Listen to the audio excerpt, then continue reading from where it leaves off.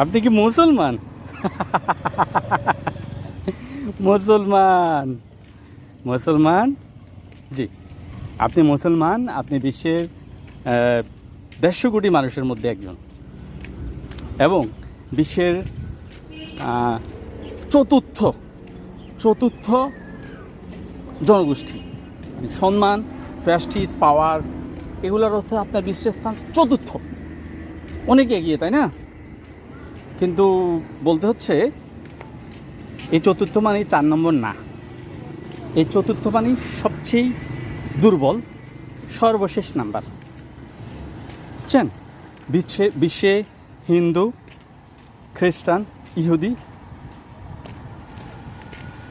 বৌদ্ধর পরেও তো আমি চতুর্থ ধরলাম।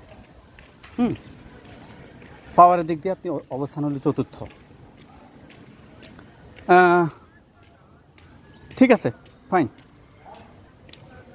আপনি বিশ্বের প্রত্যেকটা দেশে আপনি স্বাধীনভাবে বসবাস করতে পারবেন, আপনার কোনো থ্রেট নাই, আপনার কেউ স্লিজিং করে না, আপনাকে কেউ কোনো জাতি গোষ্ঠী ধরে আপনাকে অপমান করে না, আপনাকে বলে না যে তুমি যেখানে আছো সেখান থেকে বের হয়ে যাও, এগুলো কেউ বলে না, তাই না?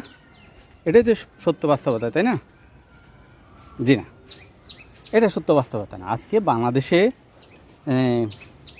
বলতে হবে আমাকে, বাংলাদেশে আজকে 18-20 কোটি মানুষ আমরা, তাদের মধ্যে প্রায় 9